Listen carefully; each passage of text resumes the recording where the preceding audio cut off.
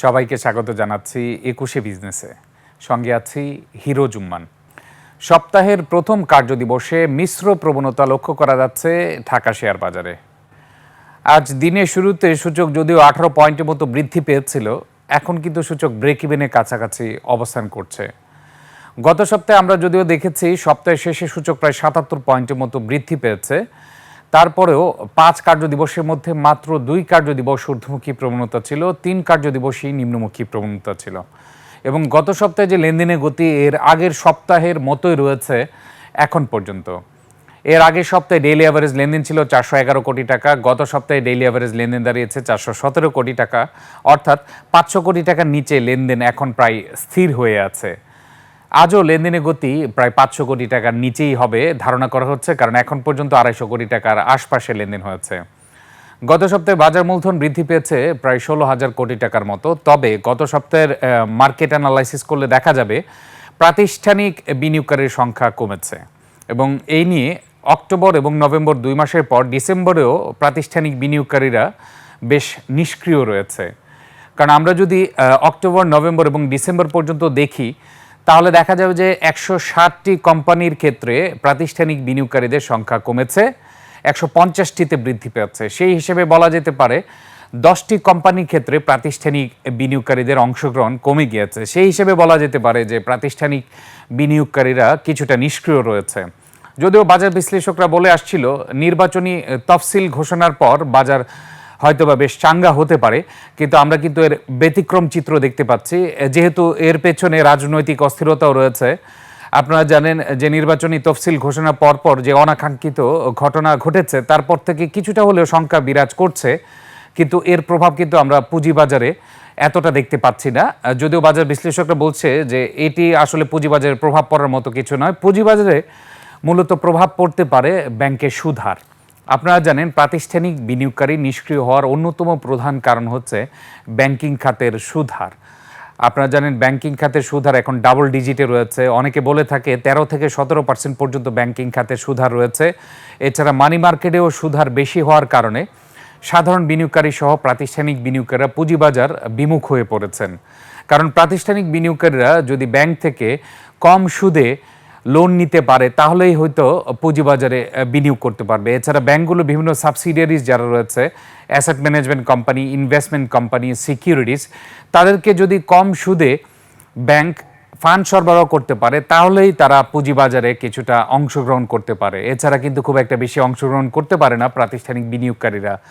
এছাড়া সাধারণ বিনিয়োগকারী যারা রয়েছে তাদের মধ্যে একটি অংশ, যদিও ছোট্ট একটি অংশ রয়েছে, মানি মার্কেটে সুদ হার যখন বেশি হয় তখন তারা মানি মার্কেটে পজিশন নিয়ে থাকে। এছাড়া ব্যাংকেরও ছোট্ট একটি অংশ রয়েছে মানি মার্কেটে পজিশন নিয়ে থাকে। এখন মানি মার্কেটে সুদ হার বেশি থাকার কারণে এর প্রভাব কিন্তু পুঁজিবাজারে পড়ছে। সব কিছু মিলে পুঁজিবাজারে এখনও মিশ্র প্রবণতা রয়েছে। সে ১৫ মাস আগের অবস্থানে এখনও রয়েছে পুঁজিবাজার। এর মধ্যে মূল কারণ রয়েছে সুদ হার, এটি বলছেন বাজার বিশ্লেষকরা। এছাড়া আপনারা জানেন যে অর্থনৈতিক যে ইন্ডিকেটরগুলো রয়েছে, অথবা আমরা বলে থাকি ম্যাক্রো ইকোনমিক ইন্ডিকেটর, এর মধ্যে কিন্তু মূল্যস্ফীতি আগের চেয়ে কিছুটা কম রয়েছে, রিজার্ভের পরিমাণ ভালো রয়েছে। এক্সপোর্ট যদিও টানা ৪ মাস কমেছে, তারপরেও এক্সপোর্ট কিন্তু ভালোই রয়েছে। সব কিছু মিলে রেমিটেন্সও ভালো আসছে এবং প্রত্যেক মাসে প্রতিনিয়ত রেকর্ড হয়ে যাচ্ছে। প্রায় ৩ বিলিয়নের কাছাকাছি প্রত্যেক মাসেই রেমিটেন্স পাঠানো হচ্ছে। সব কিছু মিলে বাংলাদেশের অর্থনীতি কিন্তু এর আগের বছরের তুলনায় কিছুটা ভালো অবস্থানে রয়েছে বলছেন বাজার বিশ্লেষকরা। তারপরেও পুঁজিবাজার কেন ঘুরে দাঁড়াচ্ছে না, এটি হচ্ছে এখন আশঙ্কার বিষয় এবং চিন্তার বিষয়। কারণ পুঁজিবাজারের জন্য বিএসইসি অনেক সংস্কারমূলক কার্যক্রম নিয়েছে হাতে এবং এর কিছু কিছু বাস্তবায়নও হয়েছে, কিন্তু পুঁজিবাজারে যে মূল প্রাণ আইপিও আসছে না। প্রায় ১৫ থেকে ১৬ মাস হয়ে গিয়েছে, নতুন নতুন কোম্পানি আসছে না, অংশগ্রহণ বাড়ছে না, বিদেশি বিনিয়োগকারী আসছে না। সব কিছু মিলে দেখা যাচ্ছে পুঁজিবাজার যেন স্থির হয়ে আছে ৫,০০০ পয়েন্টের নিচে। আমরা এর আগেও আপনাদেরকে বলেছি যে সূচক 5,000 পয়েন্টের উপর ওঠার পর থেকে আমরা দেখেছি আবার পতন শুরু হয়েছে এবং এখন সূচক 5,000 পয়েন্টের নিচে নামার পর থেকে গত এক মাস যাবৎ আমরা দেখতে পাচ্ছি সূচক 5,000 পয়েন্ট অতিক্রমই করতে পারছে না। যেমন আজকেও 4,963 পয়েন্ট দিয়ে শুরু করলে এখন কিন্তু 4,958 পয়েন্টের কাছাকাছি রয়েছে। আজকেও দিন শেষে বলা যাচ্ছে যে সূচক 5,000 পয়েন্ট ক্রস করতে পারবে না, কারণ আজকে 5,000 পয়েন্ট ক্রস করতে হলে এখনও সূচক প্রায় 50 পয়েন্টের মতো বৃদ্ধি পেতে হবে।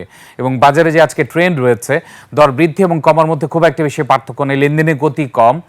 এছাড়া আমরা দেখতে পাচ্ছি যে লেনদেনের ক্ষেত্রে যে ভালো ফান্ডামেন্টাল কোম্পানিগুলো রয়েছে তাদেরকে ঘিরে বিনিয়োগকারীদের আগ্রহ অনেক কম রয়েছে। আমরা এখন আপনাদেরকে দেখাবো গত সপ্তাহের বাজারটি কেমন গিয়েছে। এক্ষেত্রে আপনারা খেয়াল করবেন যে উইকলি টপ গেইনারের ক্ষেত্রে বি এবং জেড ক্যাটাগরির আধিপত্য ছিল, অন্যদিকে উইকলি টপ লুজারের ক্ষেত্রে এ ক্যাটাগরির আধিপত্য ছিল। অর্থাৎ এ ক্যাটাগরিতে ব্যাপক পতন হয়েছে, বি এবং জেড ক্যাটাগরি শেয়ারের দিকে ব্যাপক আগ্রহ তৈরি হয়েছে এবং বি এবং জেড ক্যাটাগরিতে আমরা দেখেছি বিনিয়োগকারীদের অংশগ্রহণ বেড়েছে। অন্যদিকে আমরা যেটি বলি ফান্ডামেন্টাল ক্যাটাগরি, এ ক্যাটাগরিতে কিন্তু আগ্রহ অনেকখানি কমে গেছে। আমরা এখন দেখার চেষ্টা করব গত সপ্তাহে ঢাকা শেয়ার বাজারের লেনদেন কেমন গিয়েছে। গত সপ্তাহে যদি আমরা উইকলি মার্কেট অ্যানালাইসিস করি তাহলে দেখা যাবে সূচকের যে অবস্থান রয়েছে গত সপ্তাহে 5 কার্যদিবসের মধ্যে 3 কার্যদিবসই নিম্নমুখী প্রবণতা ছিল, তারপরও 77 পয়েন্ট সূচক বৃদ্ধি পেয়েছে। সপ্তাহ শেষে সূচকের অবস্থান রয়েছে 4,963 পয়েন্টে। গত সপ্তাহে ডেইলি অ্যাভারেজ টার্নওভার দাঁড়িয়েছে 417 কোটি, যেটি আপনাদেরকে আগে জানিয়েছে। এর আগের সপ্তাহে ছিল 411 কোটি, অর্থাৎ প্রায় 1.5% লেনদেন বৃদ্ধি পেয়েছে। তবে উল্লেখযোগ্য বিষয় হচ্ছে গত সপ্তাহে মার্কেট ক্যাপিটাল বৃদ্ধি পেয়েছে প্রায় 16,000 কোটি টাকার মতো।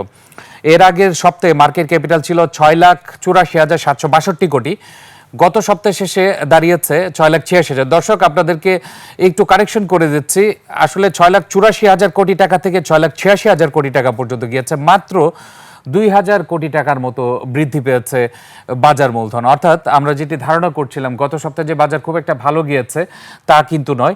6,84,762 কোটি টাকা থেকে 6,86,368 কোটি টাকায় দাঁড়িয়েছে বাজার মূলধন। আমরা যদিও বিভিন্ন পত্রপত্রিকা দেখেছি অনেক বাজার মূলধন বৃদ্ধি পেয়েছে, অ্যাকচুয়ালি আমরা দেখতে পাচ্ছি 2,000 কোটি টাকার কাছাকাছি বৃদ্ধি পেয়েছে বাজার মূলধন। এছাড়া যে সকল সেক্টরগুলো গত সপ্তাহে ঊর্ধ্বমুখী প্রবণতায় ছিল এর মধ্যে আমরা দেখতে পাচ্ছি ব্যাংক ছিল, সিমেন্ট ছিল, এছাড়া ছিল ফুড অ্যান্ড অ্যালাইড, আরও রয়েছে যে সকল সেক্টরগুলো জেনারেল ইন্স্যুরেন্স রয়েছে, লাইফ ইন্স্যুরেন্স রয়েছে, miscellaneous, mutual fund, pharmaceutical, chemical এবং সর্বশেষ টেলিকম। এই কয়েকটি খাত ঊর্ধ্বমুখী প্রবণতায় ছিল, বাকি সবকটি খাত নিম্নমুখী প্রবণতায় ছিল। এখন আমরা দেখে নিচ্ছি মার্কেট পি কত দাঁড়িয়েছে। আমরা যদি দেখি এখন পর্যন্ত মার্কেট পি 9-এর নিচে দাঁড়িয়েছে 8.76। অনেক দিন যাবৎ আমরা দেখতে পাচ্ছি মার্কেট পি 10-এর নিচে দাঁড়িয়েছে এবং যত বাজারের পতন হয় তত পি কমে যায়। কারণ পি হচ্ছে প্রাইস টু আর্নিং রেশিও।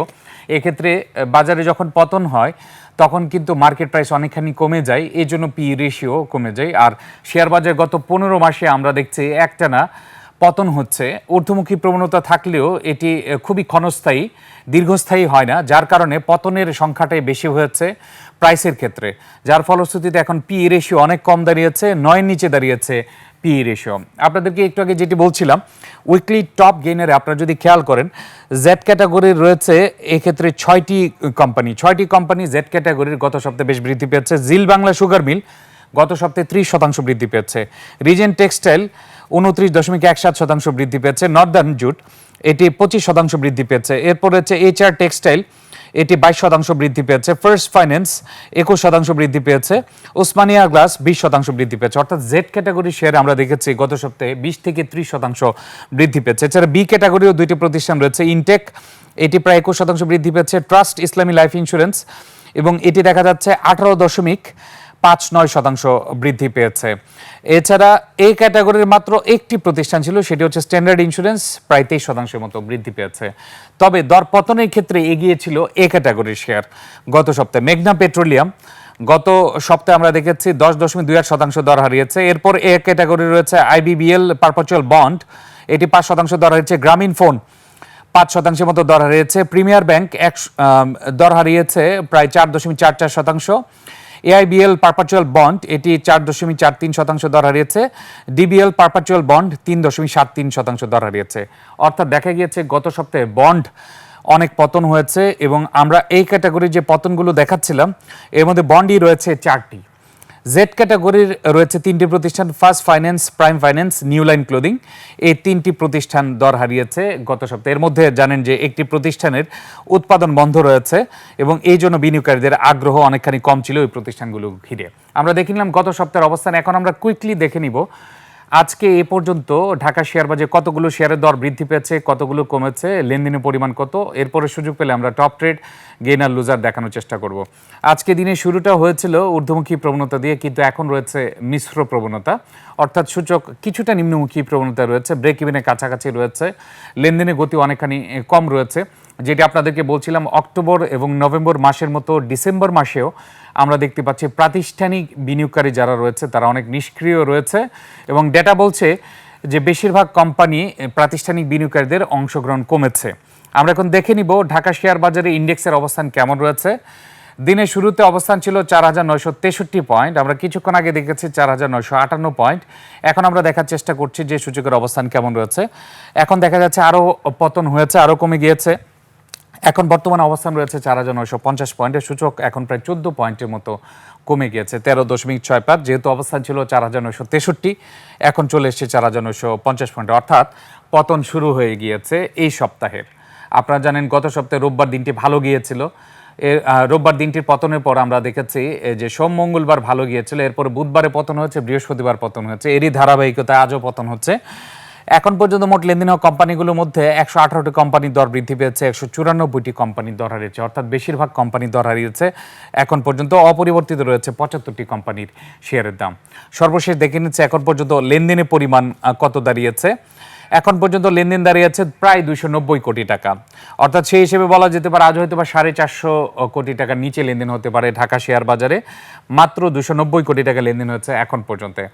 আমরা গত সপ্তাহের শেষে দেখেছি বুধ এবং বৃহস্পতিবার পতন দিয়ে শেষ হয়েছে এবং আজও কিন্তু সপ্তাহের প্রথম কার্যদিবসটি শুরু হয়েছিল ঊর্ধ্বমুখী প্রবণতা দিয়ে, এখন কিন্তু সেই পতনে আবার চলে গিয়েছে। যেহেতু লেনদেনের গতি কম, তাহলে আজ হয়তোবা দিন শেষে শেয়ার বাজারের ঊর্ধ্বমুখী প্রবণতায় ফেরাটা একটু মুশকিলই হয়ে দাঁড়াবে। দর্শক, এই পর্যন্ত আমরা দেখে নিলাম শেয়ার বাজারের সর্বশেষ আপডেট। এখন নিচ্ছে একটা বিরতি, ফিরছি একটু পরে, ততক্ষণ আমাদের সঙ্গেই থাকুন।